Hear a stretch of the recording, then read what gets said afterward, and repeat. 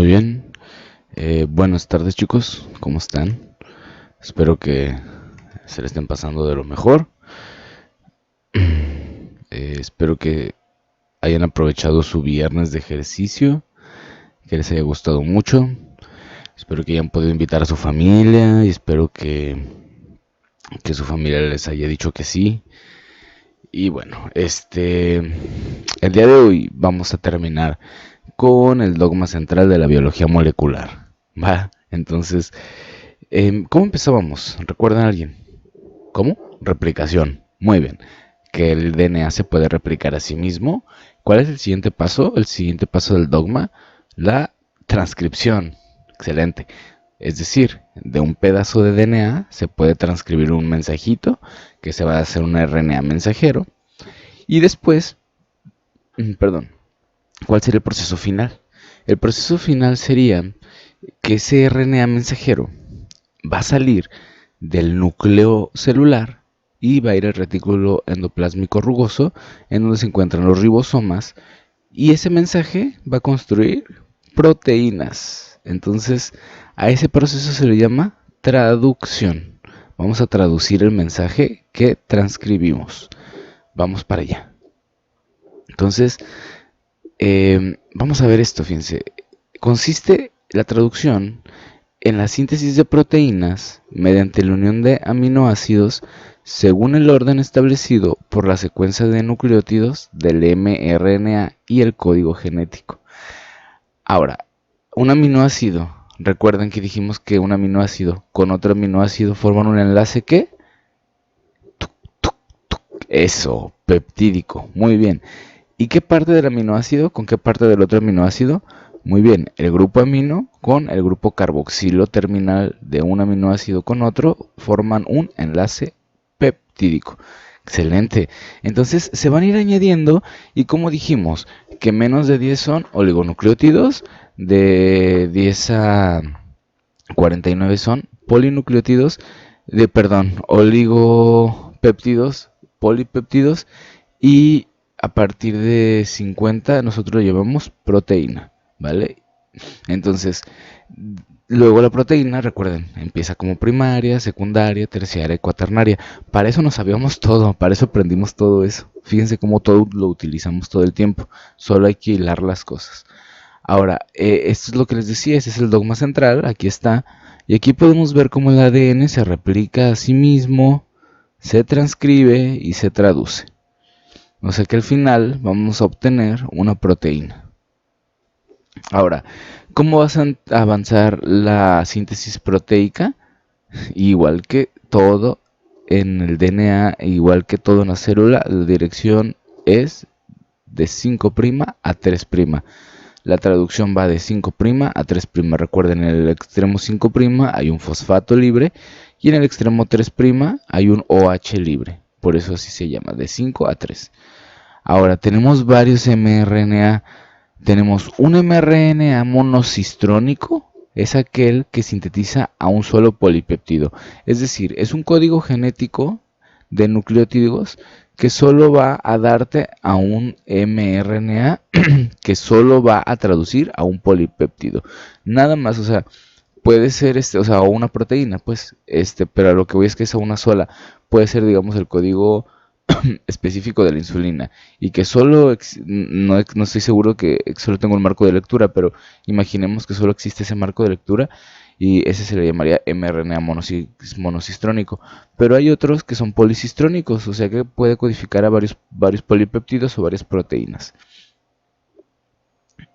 Y como va a ser, básicamente va a ser como la imagen. El edificio representaría el ribosoma y pues estas serían las proteínas saliendo, ¿no? Vamos a irlo viendo poco a poco. Ahora, ¿cuáles son las fases de la traducción? Como siempre lo habíamos dicho, primero vamos a tener una fase previa o de activación de los aminoácidos precursores, después la iniciación, la elongación y la terminación. En la fase previa, fíjense, aquí, ¿qué pasa? Cada tRNA, ¿y esta molécula qué es?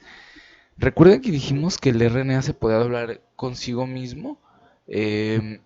Pues aquí este es un RNA, es igual una copia de DNA que hace como un tipo trébol, ahorita lo vamos a ver.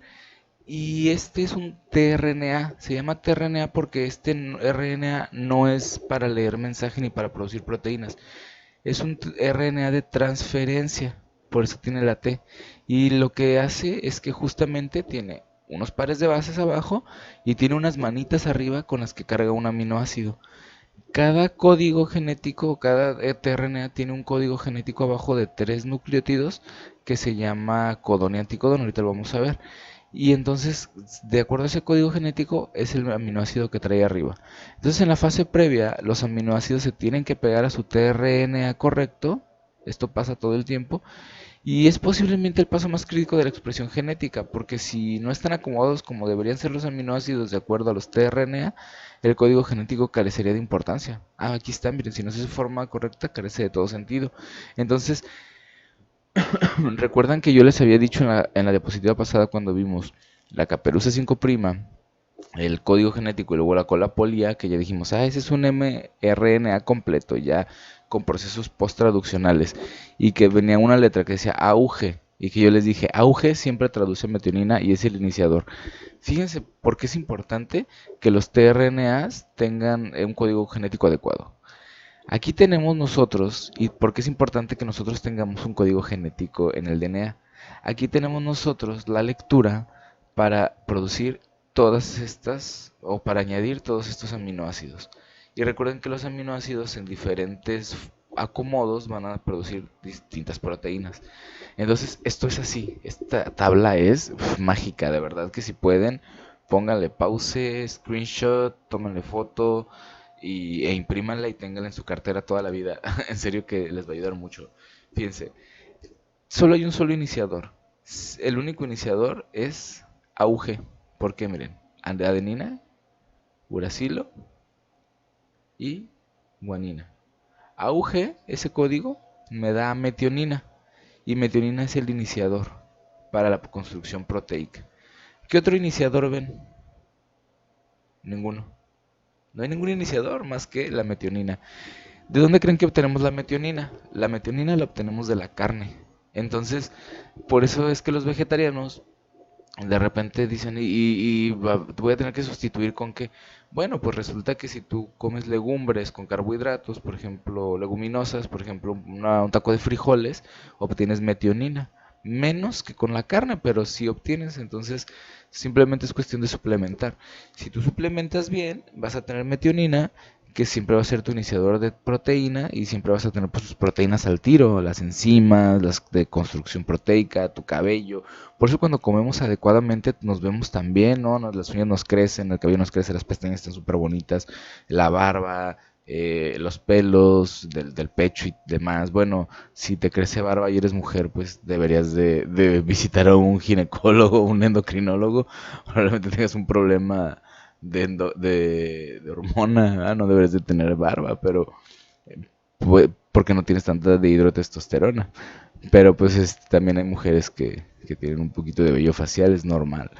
En algunos casos, bueno, aquí la metionina es el iniciador, ¿no? Entonces, bueno, se va a ir añadiendo de acuerdo al código genético cada 3 pares de base y se va a ir añadiendo un nuevo aminoácido. Por ejemplo, a ver, búsquenme qué aminoácido, si yo les doy el código CCA, es igual, como un plano cartesiano, como un pues sí, como un rosa de los vientos, como un altitud, latitud. CCA, ¿a qué aminoácido me va a dar? A prolina, muy bien, miren, C, y luego la A, aquí está, me da prolina. Entonces cuando yo tenga el código CCA, se va a agregar una prolina. O cuando tenga el código CCC, o cuando tenga el código CCU, o el código CCG, todos esos me dan a prolina. Y así se van a ir añadiendo hasta que, por ejemplo, hasta que tenga un código terminador. Aquí ya tengo varios códigos terminadores. Por ejemplo, búsquenme UAG, que es uno de los más comunes. O UGA o UAG. Ahí está, miren. UAG. Stop. Este es un terminador. Este es otro terminador. AUGA. ¿Ya se fijaron? Entonces, son secuencias, por eso el código genético, así como se copia con promotores y con factores de iniciación y determinación, también en la cuestión proteica, la construcción proteica también tiene iniciadores y terminadores. Es bien importante que la proteína siempre sea igual, porque si no, no va a funcionar de la misma manera. Entonces, por eso el código genético es tan importante cuidarlo. ¿Cómo lo cuidamos? Alimentándonos bien, haciendo ejercicio, lo que siempre les decimos, las recomendaciones generales, no estresados y demás. Ahora, aquí tenemos justamente cómo es que se van a añadir los nucleótidos y también los aminoácidos. Fíjense cómo este es un tRNA, o sea, un RNA de transferencia. Estos tienen un anticodón, o sea, un código genético que se va a pegar al mensaje, que es el que tiene todo esto. Todo esto lo tiene el RNA mensajero, que está aquí. Y fíjense cómo acá está la caperuza 5', entra al ribosoma y se empieza a leer, tuc, tuc, tuc, tuc, tuc, y cuando se encuentra el primer código triplete que se llama codón. A estos tripletes les vamos a llamar codón, y al que se le junta el codón se llama anticodón. Fíjense cómo está 3', 5' para ser paralelo, complementario.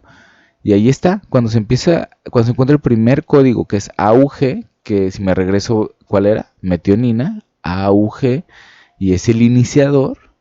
Entonces, cuando encuentra ¡tuc!, ahí empieza la metionina. Luego acá va a haber otros 3, se va a pegar otro tRNA y ahí es donde acá arriba se va a empezar a construir la proteína. El código genético se lee abajo y estos tRNA pues tienen que ir agregando aminoácidos hasta que la proteína esté construida. Ahora, ¿qué reacciones de aminolación tienen? La unión del aminoácido con el tRNA se verifica mediante reacciones, ambas sintetizadas por la aminoacil tRNA sintetasas.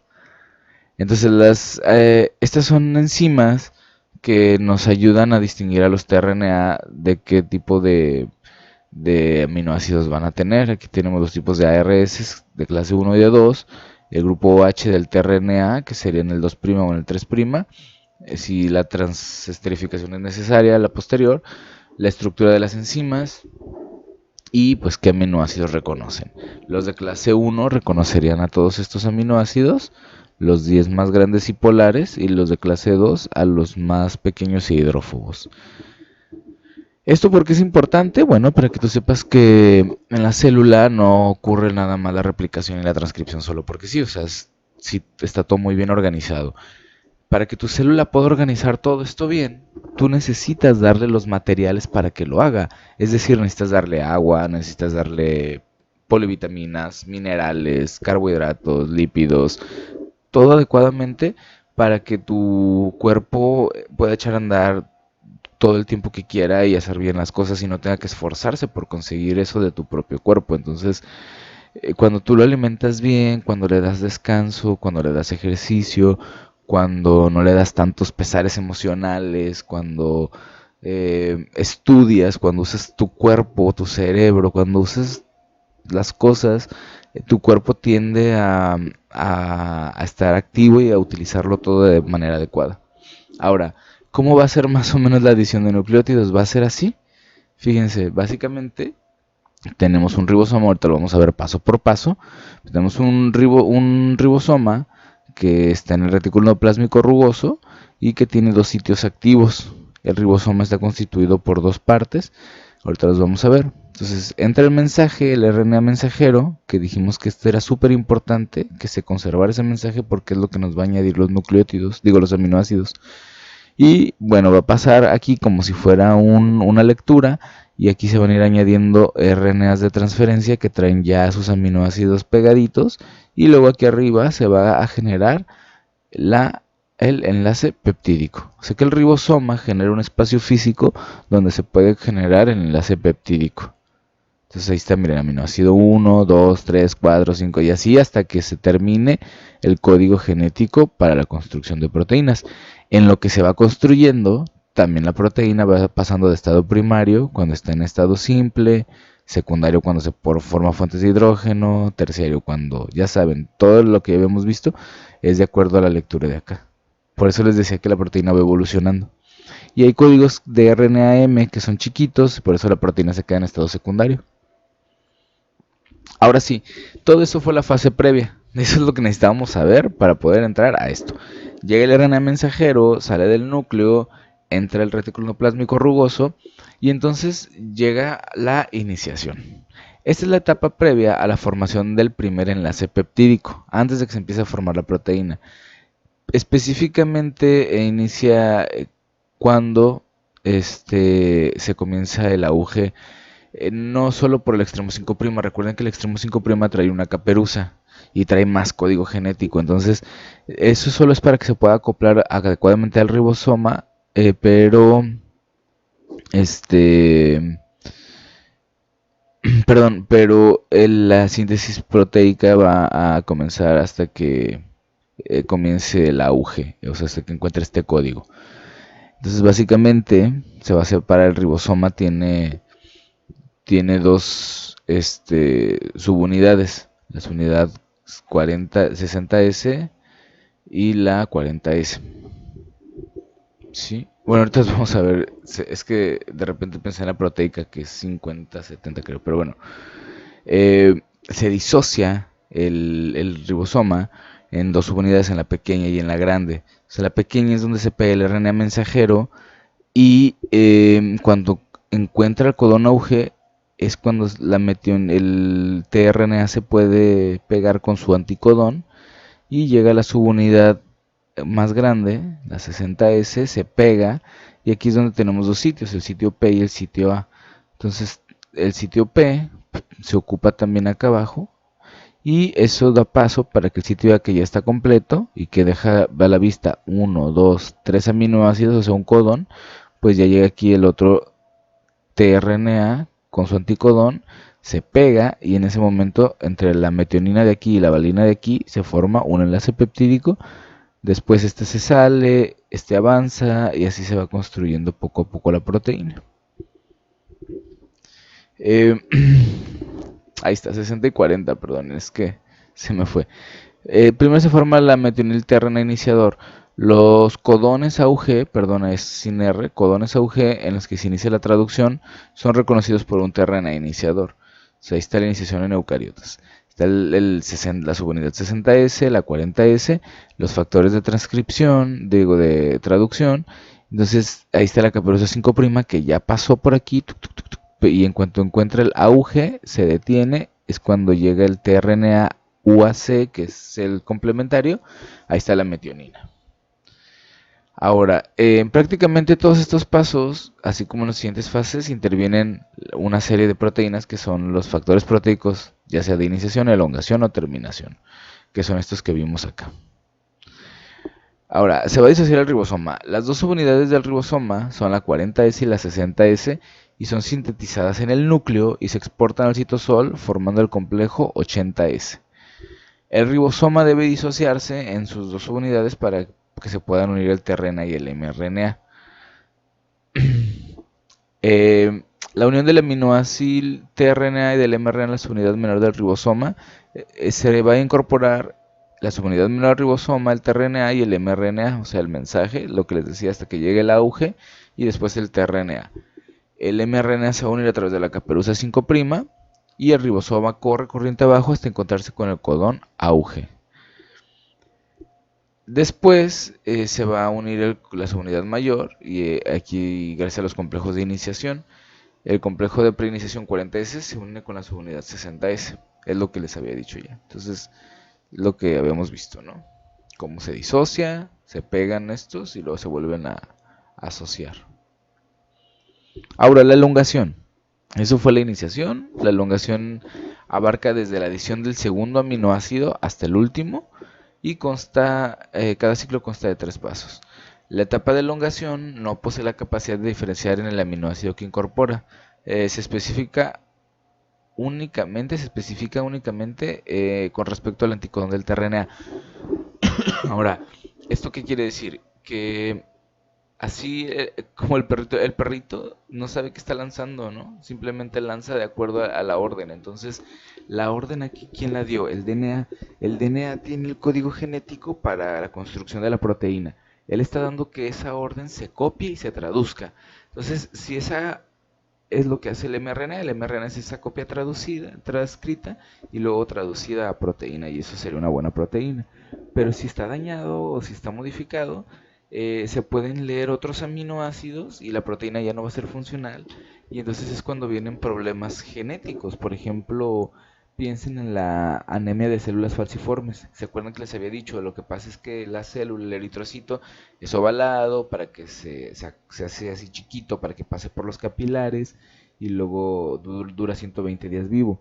Entonces, en la anemia de células falciformes, el código genético está dañado y la proteína que hace que esta membrana sea tan flexible no se produce bien, y los eritrocitos tienen forma de hoz y eso hace que se rompan. Entonces estas personas tienen anemia porque no pueden transportar el oxígeno, la hemoglobina, todo lo que hace el eritrocito pues termina siendo depletado y el paciente tiene patología genética. Fíjense cómo es tan importante que el código genético se lea correctamente, y pues también es la base de los cánceres, ¿no? Ahora, es así como más o menos va a pasar la elongación. ¿Se fijaron? Voy a repetirlo. Fíjense cómo empieza con auge y luego el siguiente triplete, luego el siguiente triplete, y así se va leyendo, va corriendo, y aquí se va formando la proteína. Ahora, los aminoácidos de acá, fíjense, nunca están en contacto con nada. Entonces solo los traen los tRNA, por eso es importante que este código traiga los tripletes adecuados para la adición de aminoácidos adecuadamente. Y perdón que insista en esto, pero es que eso es muy importante.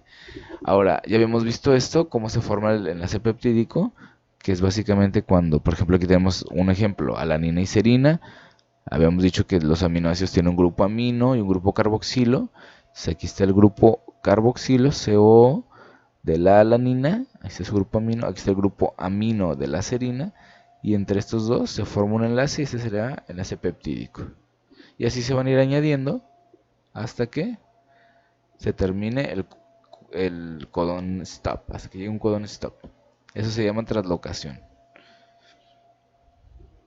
Y por último tenemos la terminación, que esta básicamente comprende los pasos necesarios para que se libere el polipéptido ya creado y este mensaje se pueda pues ya salir, ¿no? Ya degradar. Y tiene que ver justamente también con la disociación de los ribosomas y de los tRNA. Para esto pues también tenemos una dinámica muy interesante. Recuerdan que dijimos que había un código terminador, UAG, por ejemplo.